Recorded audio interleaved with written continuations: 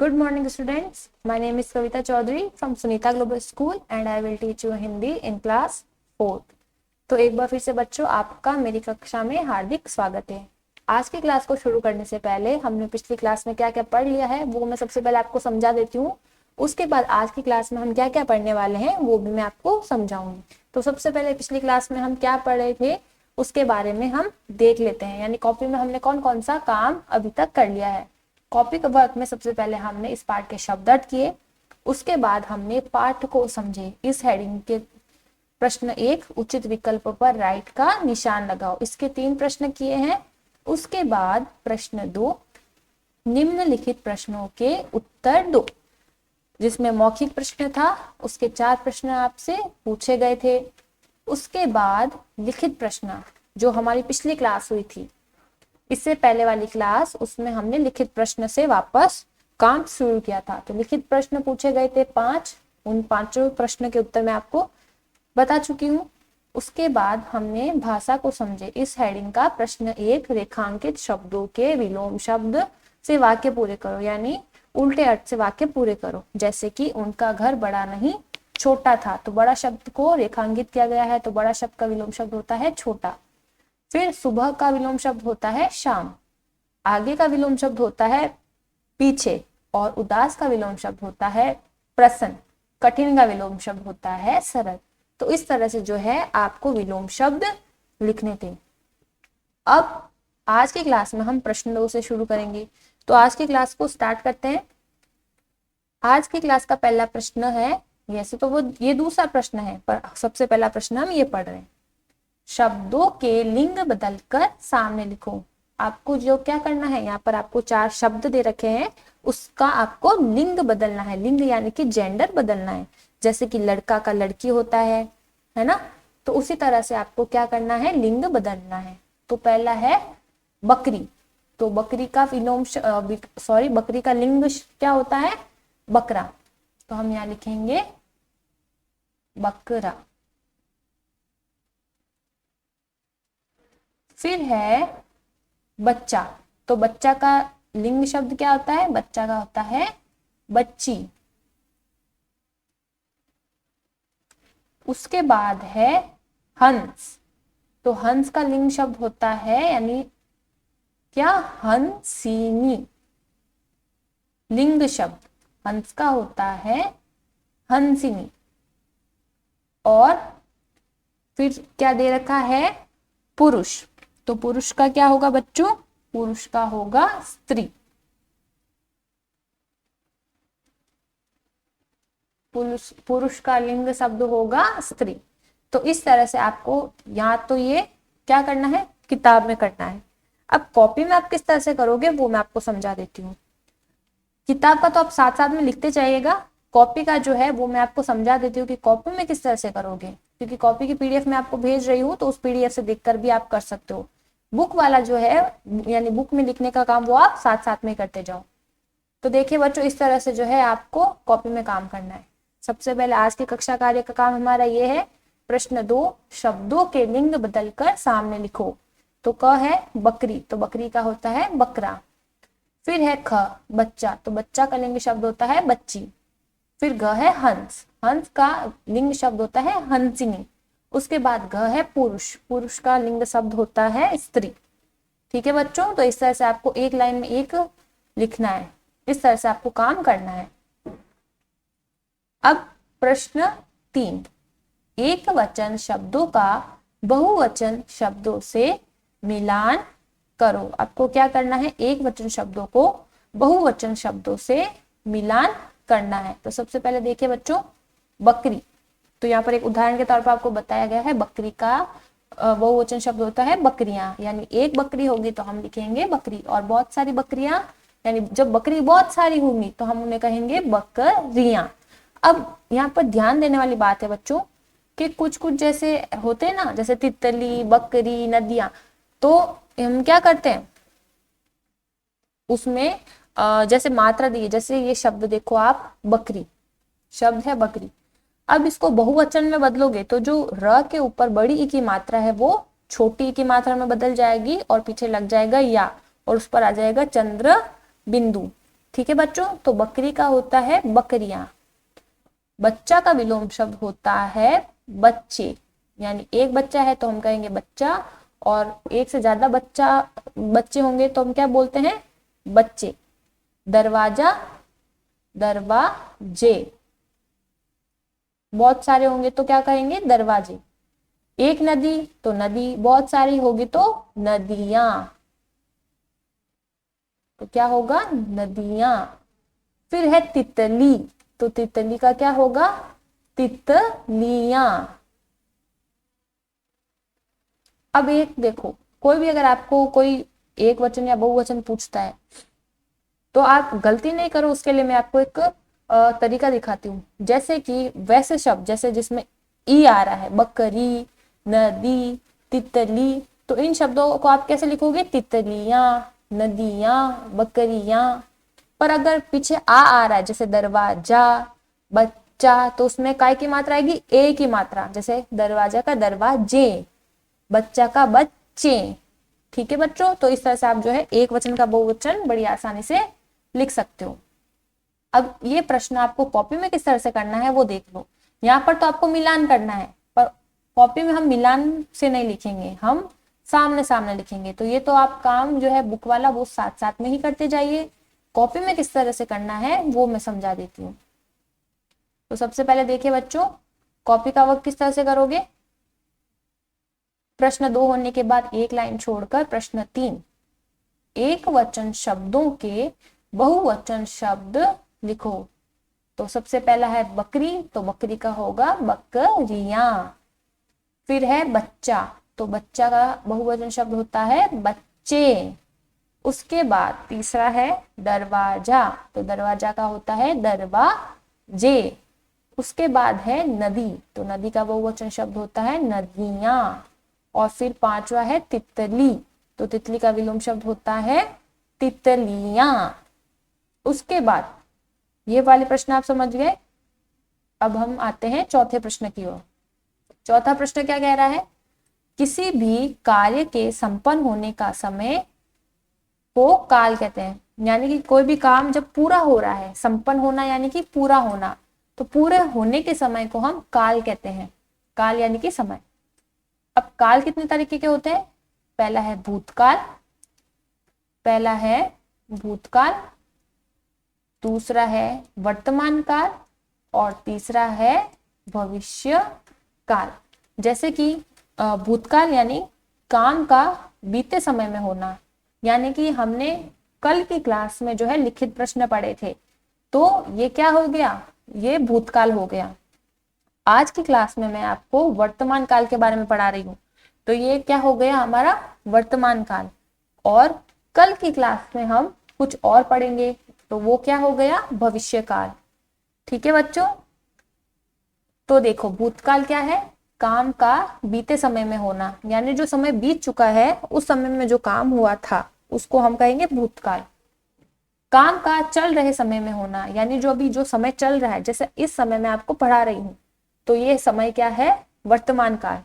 और घ है भविष्य काल, यानी कि काम का आने वाले समय में होना, मैं आगे भी आपको पढ़ाऊंगी, तो ये क्या है एक भविष्य काल है। ठीक है, भूतकाल हम देख चुके होते हैं, वर्तमान काल में हम काम कर रहे हैं, और भविष्य काल हमने नहीं देखा होता है। अब इसकी पहचान कैसे करते हैं, जैसे कि भूतकाल में क्या शब्द आएंगे, था, थी, थे। हम गांव गए थे, हम पढ़ रहे थे, मेरे पास एक बिल्ली थी, मेरे पास पेन था। तो ये सब क्या है भूतकाल। अब वर्तमान काल की पहचान कैसे करोगे, है, हैं और हूं। जैसे मैं अभी पढ़ रहा हूं, पिताजी बाजार गए हैं, हम वहां जाकर आए हैं, या हम वहां जाएंगे। इस तरह से वो तो भविष्य काल हो गया, जैसे हम वहां जाएंगे, ये तो क्या हो गया बच्चों भविष्य काल। तो सबसे वर्तमान काल का सबसे अच्छा उदाहरण कैसे, जैसे कि मैं अभी पढ़ा रही हूँ, आप अभी पढ़ रहे हो, या फिर हम कह सकते हैं कि मैं अभी पढ़ रहा हूँ, राम पढ़ रहा है।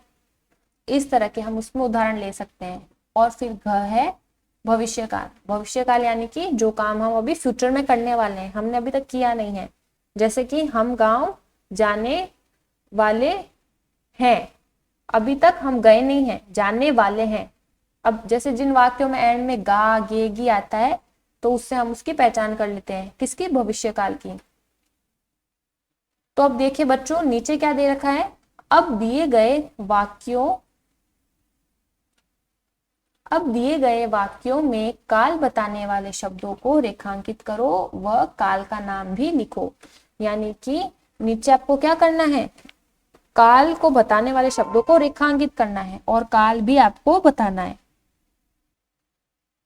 तो सबसे पहला देखो क, बकरी रोज सुबह जंगल जाती थी। तो हमने किसको किया है अंडरलाइन, रेखांकित किसे किया है, जाती थी। ठीक है, तो जाती थी यानी कि ये क्या है, भूतकाल है। ऊपर देखिए बच्चों, जैसे ये देखो था, थी, थे, तो ये जब शब्द आते हैं तो तब क्या होता है, भूतकाल, यानी जो समय बीत चुका है। अब है ख, अब वह उन्हें कभी अकेला नहीं छोड़ेगी। तो इस शब्द में क्या होगा, काल बताने वाला शब्द छोड़ेगी, और इसी के साथ छोड़ेगी यानी कि इसका अब आपको क्या बताना है, आपको इसका काल बताना है कि कौन सा काल होगा इसमें। तो देखिए बच्चों, जैसे कि गा गे गी जब आता है तो तब क्या होता है, भविष्य काल। तो हम यहाँ पर लिखेंगे भविष्यत काल, भविष्यत काल।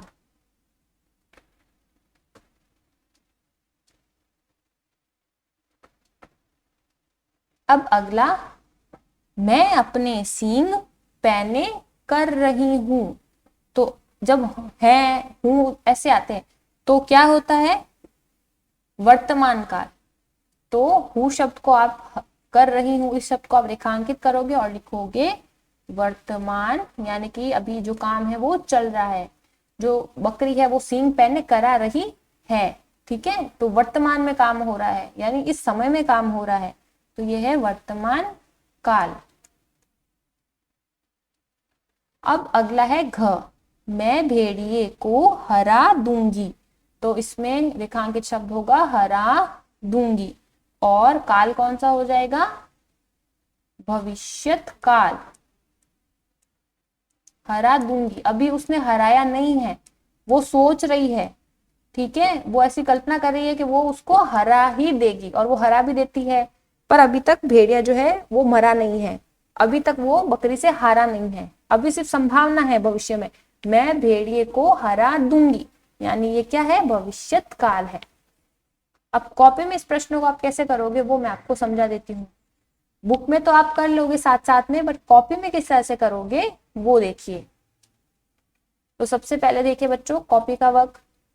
अब तीसरा प्रश्न होने के बाद एक लाइन छोड़कर चौथा प्रश्न, दिए गए वाक्यों में काल बताने वाले शब्दों को रेखांकित करो व काल का नाम भी लिखो।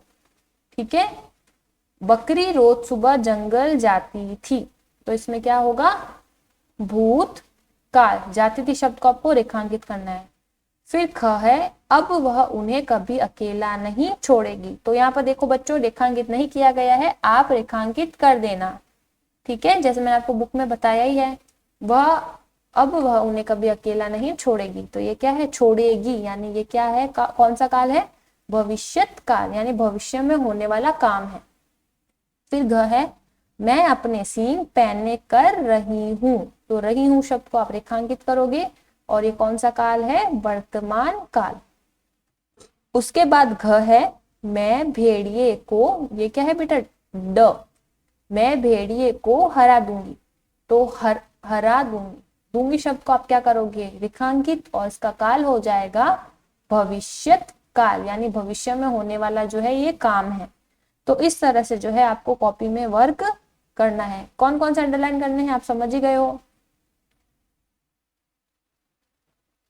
अब देखिए बच्चों, पार्ट तो हमारा पूरा हो चुका है, यानी कि जो कॉपी का वर्क था, कौन कौन सा आपको वर्क करना था वो मैंने आपको बता दिया, ये ही काम आपको करना है।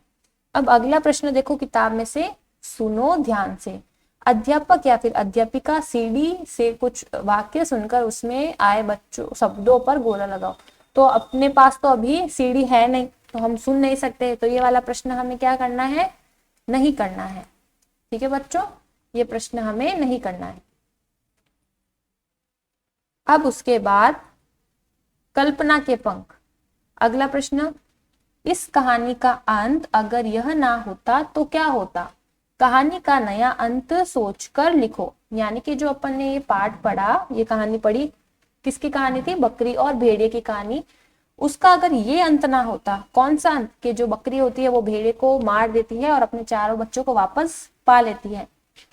ये अंत नहीं होकर के अगर कुछ और अंत होता तो वो क्या हो सकता था?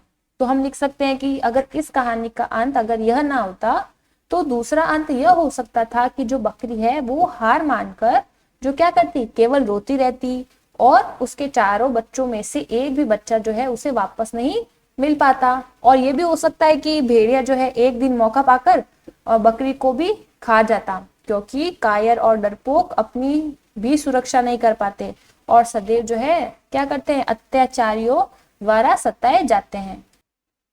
तो ये भी एक अंत हो सकता था। क्या हो सकता कि बकरी जो है वो भी शायद भेड़िए से मारी जाती, और अगर वो हिम्मत नहीं करती, सिर्फ रोती रहती, तो क्या कर सकती थी, सिर्फ अपने बच्चों को ना तो वो वापस पाती और भेड़ियों के हाथों भी वो मारी जा सकती थी। तो ये जो है आपको क्वेश्चन बुक में करना है। इसका आंसर मैं आपको पीडीएफ से या सेंड कर दूंगी मैं आपको, तो वो आप उसमें से देखकर लिख लेना। ठीक है, अंत क्या हो सकता था वो मैंने आपको बता दिया। अब देखो नीचे देखो बच्चों, रचनात्मक कार्य। चित्रों को देखकर छोटी सी कहानी अपनी कॉपी में लिखो। ठीक है, आपको चित्र देखना है और एक छोटी सी कहानी अपनी कॉपी में लिखनी है। तो ये हम प्रश्न नहीं करेंगे, ये प्रश्न आपको छोड़ देना है। कहानी क्या हो सकती है वो अपन देख सकते हैं। जैसे देखो, इस चित्र को देखकर हमें एक कहानी याद आ सकती है कि पहले चित्र की कहानी इस प्रकार हो सकती है कि दो बकरियां थी, उनमें सदैव जो थी लड़ाई हुआ करती रहती थी, यानी लड़ाई होती रहती थी। उनमें आपसी प्यार और जो है पारंपरिक सहयोग, यानी जो परस्पर सहयोग होता है ना, उसकी भावना नहीं थी, वो हमेशा लड़ती रहती थी। और उन दोनों में जो है अहंकार अधिक था, यानी कि घमंड अधिक था। एक बार जो है क्या हो सकता है कि संकरे पुल पर, अब देखो आपको पुल दिख ही रहा है, संकरा यानी कि एक पतला सा पुल, वो उस पर क्या हो गई थी, आमने सामने हो गई थी। कोई भी एक दूसरे का आगे रास्ता नहीं देना चाह रहा था। देखो अब पुल कैसा है, संकरा है। ठीक है, जब संकरा यानी पतला है तो एक जने की ही जाने की जगह है, और दोनों ही जब आमने सामने आ गई, दोनों में अहंकार है, दोनों में से कोई भी एक दूसरे को आगे जाने का रास्ता देना नहीं चाह रही है। एक सोच रही है कि मैं चली जाऊं, दूसरी सोच रही है कि मैं चली जाऊं। और अगर वो फिर क्या होता है कि रास्ते में ही वो आपस में लड़ते लड़ते दोनों नदी में गिर गई, जबकि वही दो अन्य बकरियां थी। ठीक है, तो ये लड़ती लड़ती ही दोनों किस में गिर गई है, नदी में गिर गई है। क्यों गिर गई? अपने अहंकार के कारण। ना तो उसने एक को रास्ता दिया और ना ही दूसरी ने, तो इस तरह से दोनों में लड़ाई हुई और गिर गई। ठीक है, तो इस बॉक्स की कहानी तो मैंने आपको बता दी। अब इस बॉक्स की कहानी क्या है? अब देखो इसमें आप देख सकते हो कि एक बकरी जो है वो दूसरी बकरी को जाने दे रही है। एक बकरी जो है वो नीचे झुक गई है और ऊपर वाली जो है उसके ऊपर से जा रही है। ठीक है, तो इस की कहानी क्या हो सकती है कि ये जो दो बकरियां हैं उनमें प्यार और सहयोग की भावना है। वे बहुत ही वो एक बार उसी पुल पर आमने सामने आ गई, परंतु अपनी बुद्धिमानी से, अपनी होशियारी से जो है उन्होंने रास्ता निकाल लिया। एक बकरी नीचे बैठ जाती है और दूसरी बकरी को आगे जाने का रास्ता मिल गया। इस प्रकार वे दोनों ही जो है अपनी पारस्परिक सहयोग से, यानी उन्होंने एक दूसरे का जो सहयोग किया उससे नदी पार कर गई। ठीक है, तो ये एक दो कहानी इस चित्र को देखकर हम लिख सकते हैं, पर ये कहानी हमें नहीं लिखनी है। चित्र की क्या कहानी हो सकती है वो मैंने आपको बता दी है, पर ये क्वेश्चन हमें कॉपी में नहीं करना है। ठीक है बच्चों, अब देखिए आगे आगे कोई प्रश्न है तो वो देख लेते हैं। जय जय भारत माता। ठीक है, ये एक पठन के लिए कहानी है, ये पढ़ लेते हैं। जय जय भारत माता, ऊंचा हिया हिमालय तेरा, उसमें कितना स्नेह भरा, दिल में अपने आग दबा कर रखता हमको हरा भरा, सौ सौ स्रोतों से बह बह कर है पानी फूटा आता, जय जय भारत माता। कमल खिले तेरे पानी में, धरती पर है आम फले, इस धानी इस धानी आंचल में देखो कितने सुंदर भाव पले, भाई भाई मिल रहे सदा ही, टूटे कभी न नाता, जय जय भारत माता। तेरा लाल दिशा में ही माँ चंद्र सूर्य चिरकाल रहे, तेरे पावन आंगन में अंधकार हटे और ज्ञान मिले, मिलजुल कर ही हम सब गाएं तेरे यश की गाथा, जय जय भारत माता। तो ये कहानी सिर्फ पढ़ने के लिए थी। भारत माता के बारे में ये कहानी है जिसमें बच्चे कह रहे हैं कि भारत माता तुम्हारा जो हिमालय है वो कितना ऊंचा है, उसमें कितना स्नेह है जो खुद के अंदर आग दबा रखा है, और हम सबको जो है सौ सौ स्रोतों से बह बहकर पानी मिल रहा है। कमल जो है धरती के जो है पानी में खिलते हैं, और धरती पर क्या होते हैं आम। भारत में कहने का मतलब है कि कमल जो है वो पानी में खिलते हैं, और धरती पर जो है हमें क्या मिलते हैं, आम के फल मिलते हैं। भाई भाई दोनों मिल रहे हैं और इनका नाता यानी इनका रिश्ता कभी ना टूटे। तो इस तरह की ये एक कविता है जो सिर्फ पढ़ने के लिए ही है। तो इस तरह से जो हमारा पाठ 11 था बकरी और भेड़िया वो आज पूरा हो चुका है। आपको कौन कौन से प्रश्न कॉपी में करने हैं वो भी मैंने आपको समझा दिया। तो एक बार फिर से कॉपी का काम आप देख लीजिए बच्चों, शुरू से हमने कौन कौन सा काम किया था। तो सबसे पहली क्लास में हमने किए थे इस पाठ के शब्दार्थ। सबसे पहले कक्षा कार्य लिखने के बाद पाठ 11 बकरी और भेड़िया हमने लिखा, फिर उसके शब्दार्थ किए। उसके बाद हमने पाठ को समझे। इसका प्रश्न 1 जिसमें उचित विकल्प पर सही का निशान लगाओ, ये प्रश्न थे। इसके 3 प्रश्न हमने किए। उसके बाद प्रश्न 2 निम्नलिखित प्रश्नों के उत्तर दो, ये प्रश्न हमने किए। इसमें हमने 5 प्रश्न किए थे कुल मिलाकर, ठीक है। उसके बाद हमने किया प्रश्न 3। उसके बाद लिखित प्रश्न थे 2, उसके बाद 5 लिखित प्रश्न थे, ठीक है बच्चों। कितने थे? 5। कौन कौन से? बकरी क्या सोचकर चिंतित थी? ख, बकरी ने बच्चों की सुरक्षा का क्या उपाय किया? घ, भेड़िया बकरी के घर का दरवाजा खुलने का रहस्य कैसे समझ गया? उसके बाद घ है, घ से गमला वाला और ये घ से घड़ी वाला, भेड़िए ने बकरी के घर में घुसकर क्या किया?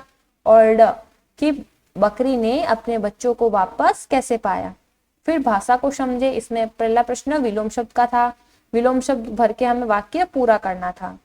उसके बाद आज के क्लास में हमने प्रश्न कौन कौन से किए? एक तो लिंग बदल कर सामने लिखने थे, एक वचन शब्दों को बहुवचन शब्द में लिखना था, और काल बताने वाले शब्दों को लिखना था, ठीक है। तो इसमें अपन ने वर्तमान काल, भूतकाल, भविष्य काल, इन सारी जो कालों की परिभाषा नहीं लिखी है, सीधा ही मैंने आपको समझा दिया है काल, और सीधा ही हमने क्या कर दिया है, वाक्य लिख दिया है।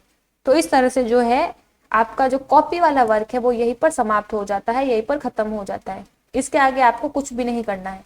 इस पार्ट का यानी पार्ट 11 जो है उससे संबंधित कोई भी प्रश्न अब आपको इसके बाद नहीं करना है। यहाँ पर ही पार्ट समाप्त हो चुका है। ये समाप्त मैं इसलिए लिख रही हूँ ताकि आपको पता चल सके, ठीक है बच्चों। तो यहाँ हमारा जो पार्ट है वो यहीं पर खत्म हो गया। तो इस तरह से पार्ट 11 बकरी और भेड़िया हम पूरा पढ़ चुके हैं। मैं आशा करती हूँ कि मैंने जो आपको पार्ट की कहानी समझाई है वो आप अच्छे से समझ गए हो, और इस पार्ट का जो काम है आपको किस तरह से कॉपी में करना है वो भी आप अच्छे से समझ गए होंगे। तो आज की क्लास में इतना ही बच्चों, मिलते हैं अगली क्लास में, तब तक के लिए धन्यवाद।